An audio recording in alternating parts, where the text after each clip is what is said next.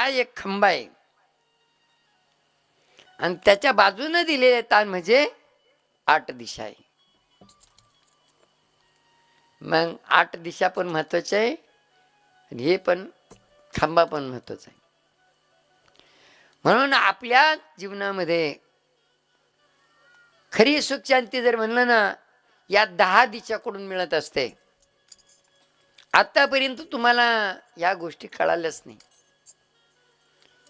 फक्त सुख शांती नसली का घर बदला, गाव बदला, तालुका बदला, जिल्हा बदला, राष्ट्र बदला आणि तुम्ही बदला.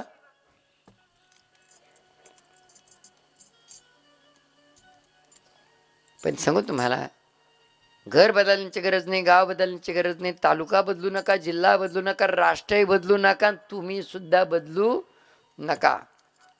तर तुमचे आचार विचार बदला. प्रत्येक दिशेचं महत्व काय? आपल्या जीवनात लागणारं जे साहित्य आहे ना, हे प्रत्येक दिशेकडून मिळतं आपल्याला. यश, आरोग्य आणि शांती आहे, या 3 गोष्टी म्हणजे साहित्य आपल्याला. बस याच्या व्यतिरिक्त आपल्याला काही नको. सगळं आपोआप येईल 3 गोष्टी असल्या तर. पण सुख शांतीचा अर्थ तुम्हाला कळाला नाही. जेवण करणं म्हणजे सुख शांती नाही, बंगला म्हणजे सुख शांती नाही, फिरायला गाडी म्हणजे सुख शांती नाही, आणि पिणं म्हणजे सुख शांती नाही.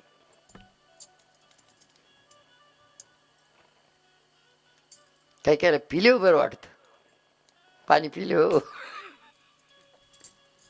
ते म्हणलं शांत झोप येते बा पिले. जिथं तुम्ही थकतच नाही ना, त्याला म्हणते सुख शांती. जिथं तुम्ही थकत नाही त्याला म्हणते सुख शांती. मग थकत कुठं नाही? पाहून पाहून थकणार, चालून चालून थकणार, बोलून बोलून थकणार, खाऊन खाऊन थकणार, ऐकून ऐकून थकणार, झोपून झोपून हाडकं दुखणार. मग कुठं थकत नाही तुम्ही? तुमच्या आत्म्याला जिथं शांती मिळते ना, आत्मशांती, तिथं मात्र तुम्ही थकत नाही. मग आत्म्याला शांती मिळणार कवा? आत्म्याला शांती मिळणार कवा? जेव्हा तुमच्यावरती 1 रुपया कर्ज कोणाचं नाही, त्या मला बिना गोळ्याची झोप येणार. जेव्हा तुमच्या घरामध्ये कोणाला कुठल्याच प्रकारचा आजार नाही, तेव्हा बिना गोळ्याची झोप येणार. जेव्हा तुमच्या घरात बाहेर एकमत एकेचार एकमेकाबद्दल प्रेम जेवाळा ना, तेव्हा तुमच्या जीवनात मात्र खरी शांती येणार. ही कुठंच बाजारात मिळत नाही.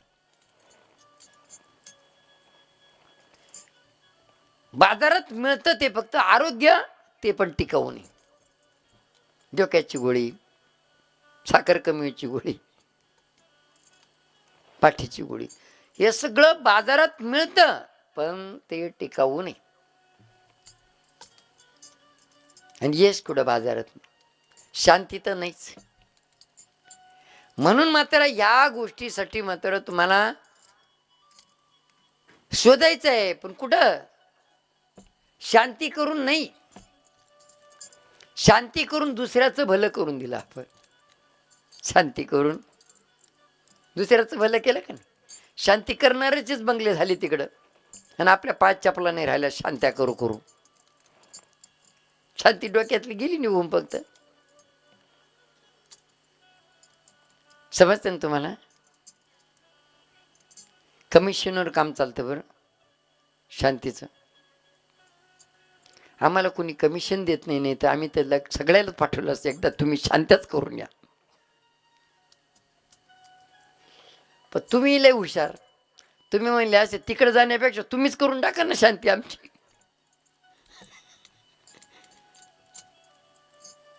शांतीचा विषय नाही, फक्त लक्षपूर्वक आहे का? ह्या 8 दिशांचा आदर करा.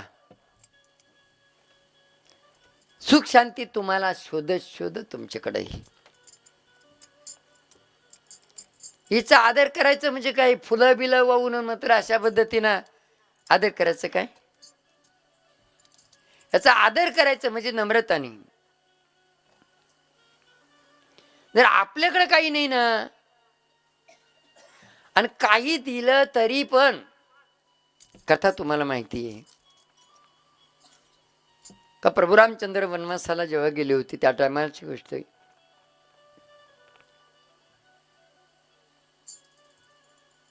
जेव्हा सीतामाईच्या शोधासाठी सगळी वानरसेना मात्र प्रत्येक दिशेकडे सोडली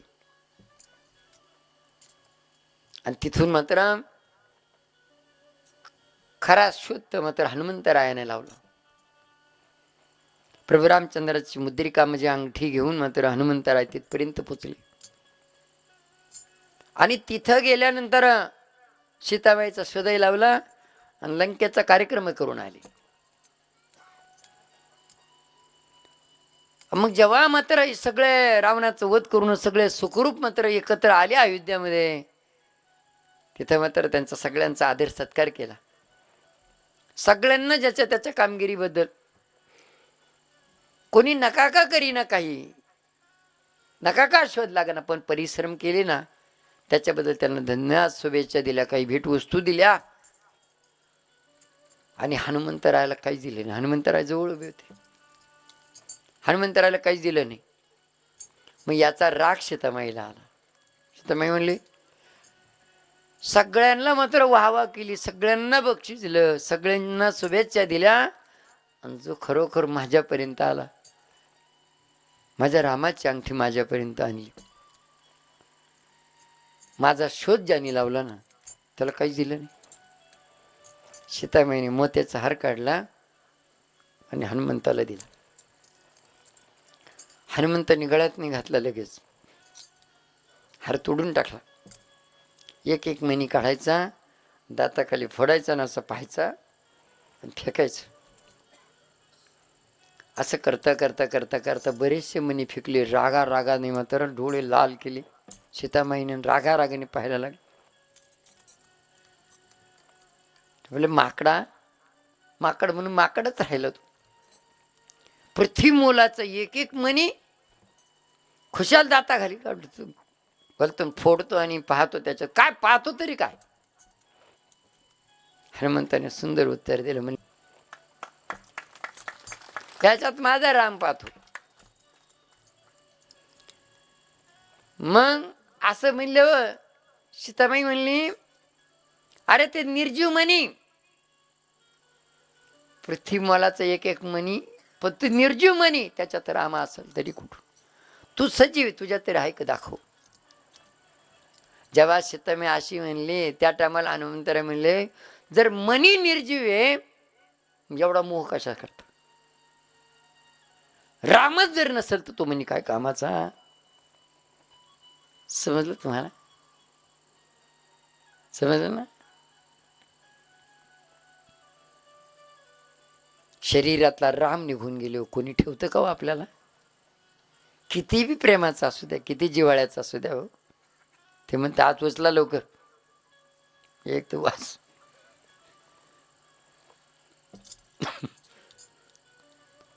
जी प्रेमाची जिव्हाळ्याची राहते तीच अगोदर तयारी करते ना, करते का नाही? मग आपलं काय सांगा, इथून काय घेण्यासारखं आपलं काय? नेमकं जे आपलं नाही ना त्याला जवळ धरतो आपण, बरोबर आहे?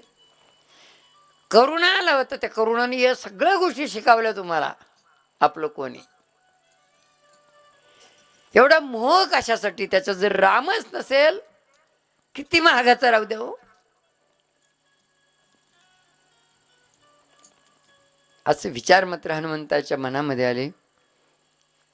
आणि सीतामाई जेव्हा म्हणली ना, तू सजीव आहे, तुझ्यात तर राम आहे का दाखव. ती मनी तर निर्जीव आहे, त्याच्यात राम असेल कुठून? हनुमंतरायाने विचार न करताना गुडघ्या टेकवला आणि आपल्या हाताने छाती फाडून मात्र दाखवलं राम आणि सीता. तेव्हा प्रभू रामचंद्र म्हणले याच करता मी काही दिलं नाही, पण देणार होतो. शेवटी आता मी वस्तू वाढतोय, शुभेच्छा देतोय, प्रत्येकाला धन्यवाद देतोय, सगळं देऊन शिल्लक राहणार होतो. मी शिल्लक राहणार होतो ना. तेव्हा मी स्वतः माझे दोन्ही हात, माझं मस्तक झुकून मी मात्र पूर्णपणे समर्पित होणार होतो हनुमंताला. बस याच्या व्यतिरिक्त आपल्याकडे देण्यासारखं काय हो? देव आपल्याकडून काही मागतही नाही. नम्रतेने मात्र हात जोडून मस्तक झुका, याच्यासारखं मात्र तुमच्याकडं काही अमूल्य नाही देण्यासारखं. आणि याने मात्र तुम्ही किती द्यावं बस म्हणणारच नाही. तर जेव्हा तुम्ही असे नम्रतेने हात जोडणार ना, बस समोरच्याचं अंतकरण दरविडी होतं, अंतकरण विरघळून जातं. नम्र झाला होता त्यांनी कोंडिले अनंत. करुणाने ह्याच गोष्टी शिकवल्या. जो नम्रतेने हात जोडत होता त्याच्या केसाला धक्का लावला नाही गो करुणाने. समजलं तो. म्हणून अशा पद्धतीनं मात्र इथं आपल्याकडून या 8 दिशांना देण्यासारखं काही नाही. हे साधन आहे, हे मोठं भांडवल आहे. सकाळीच सांगितलं आम्ही, हे साधन आहे, हे मोठं भांडवल आहे. त्याच्यासारखं भांडवल तुम्हाला कुठं मिळणार आहे सांगा? खरं सांगा, इथं मात्र आता बरेचसे मात्र वयोवृद्ध व्यक्ती बसलेले, आम्हाला सगळ्यांनी लहानपणापासून पाहिलेले. आमची परिस्थिती काय होती? 4-5 एकर जमीन होती का? कांदे होते का? वांगे होते का? काय होतं? काहीच नाही. मेंढर होते बा. पण आम्ही त्यातही नाही, जशी शाळा सोडली तसं मात्र घरी आलो आणि ग्रह त्याग केला, घरातून बाहेर आलो. फक्त ह्या भांडवलाचा उपयोग केला. या भांडवलाचा उपयोग केला. ज्याच्या डोळ्यातून अश्रू येते ना, त्याचे अश्रू पाहण्याकरता डोळ्याचा उपयोग केला. त्याचा रडण्याचा आवाज ऐकण्याकरता कानाचा उपयोग केला. त्याच्या रडण्याच्या आवाजाने मात्र तिथं जाण्याकरता पायाचा उपयोग केला. तिथं जाऊन मात्र त्याच्या डोळ्यातलं पाणी पुसण्यासाठी हाताचा उपयोग केला. एवढंच नव्हे, परमेश्वराने हे तोंड दिलं ना, त्याच्या डोळ्यातून अश्रू काय येतं हे विचारपूस करून मात्र त्याच्या डोळ्यात ते अश्रू कायमस्वरूपी बंद करण्याचा हा उपयोग केला. बस त्याच भांडवलावरती मात्र आज एवढं मोठं वैभव मात्र दिसतंय. हे भांडवल तुमच्याकडे पण आहे ना, पण तुम्ही ह्या भांडवलाचा उपयोग करत नाही. या भांडवलाचा उपयोग करत नाही. असं धर्मकार्य असल्यानंतर मात्र जर समजा एखादा व्यक्ती जर म्हणला ना, करा ना काही मदत, करा ना कार्यक्रमाला थोडीशी, ते म्हणले देवानं काही दिलंच नाही हो, नाही तर लय केलं असतं. देवानं आणखी काय द्यायला पाहिजे तुम्हाला? जे दिलं ना तेच तुम्ही योग्य रीतीनं मात्र त्याचा वापर करत नाही, देव आणखीन काय देईल सांगा? खरोखर परेशानी मात्र तुमची इथून आहे. जे दिलं त्याच्यात धन्यता माना. जे दिलं त्याचा उपयोग मात्र सत्कार्यासाठी करा. जन सेवा हीच ईश्वर सेवा आहे. म्हणून अशा पद्धतीनं मात्र तरी मात्र आपलं गाव बरं आहे. नाही तर आमच्याकडं असं धर्मकार्य जर असलं ना, वर्गणी मागायला जर गेलं ना, ते म्हणतं कारभार भेटा ना, कारभाराला आपल्याकडे काही नाही हो. आपल्याकडे काय नुसतं आपल्याकडं फक्त काय आहे? आपल्याकडं चुनान पुडी, आपल्याकडं दुसरं काय भेटा कारभार. आता कारभार व्यक्ती हुशार होतो. याला भेटव तू म्हण कारभारी भेटव, त्याला भेटव तू म्हणतो कारभारी भेटव, तू म्हणतो कारभारी भेटव, कारभारी गेल कारभारी म्हणतो. हा कार्यक्रम आहे काय मला माहितीच नाही झालं. एवढे मोठे भोंगे लावले, एवढा मोठा आवाज तरी माहिती नाही झालं. मोठे मोठे पोस्टर लावले तरी माहित नाही झालं. हा मग काय म्हणतो बोला. ते म्हणलं कार्यक्रमाला मदत करा ना.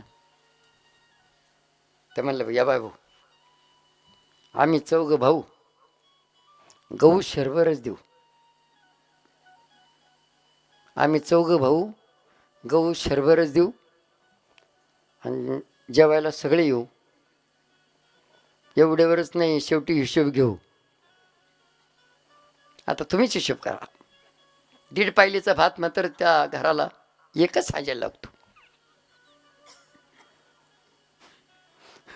चौघ भाऊ म्हणजे नातू पण तू सगळे धरा ना. समजलं तुम्हाला. म्हणून मात्र या भांडवलाचा उपयोग करा. तुम्ही जेव्हा या शरीर भांडवलाचा उपयोग करणार ना, त्या टायमाला परमेश्वर तुम्हाला कुठल्या लेवलला पोचविल हे स्वप्नात सुद्धा तुम्हाला वाटणार नाही. हे सांगू शकत नाही आम्ही.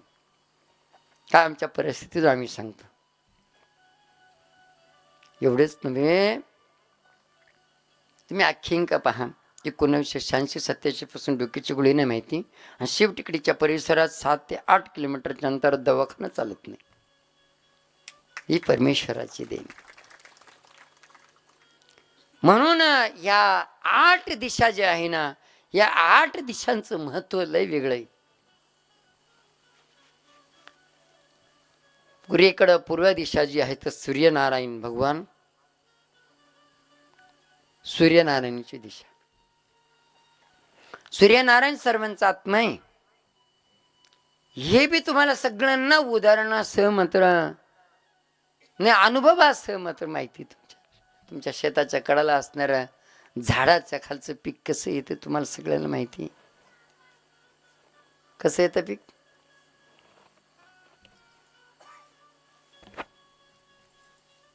बाटूक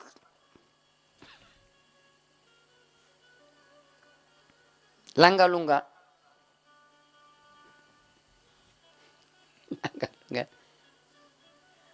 म्हणून सूर्यनारायण सगळ्याच आत्मा आहे. आणि अग्नी दिशा, ही अग्नी दिशा पूर्व आणि दक्षिणच्या मध्ये अग्नी दिशा. तिथं प्रत्यक्षात प्रज्वलित करतो ना तो अग्नी. ती अग्नी दिशा प्रत्यक्ष प्रज्वलित करतो तो अग्नी. आणि तेच मात्र स्वयंपाक झाल्यानंतर जेवण करतो तो पचन क्रिया करणारा जठर अग्नी सुद्धा स्थान तिकडे. तो अग्नी संतुष्ट राहील ना, ज्या अग्नीवरती स्वयंपाक बनवला त्याला चव चांगली येईल. तो अग्नी संतुष्ट राहील ना, तुम्ही जेवण केल्यानंतर पचनक्रिया चांगली होईल. तो अग्नी संतुष्ट राहील ना तर हुशार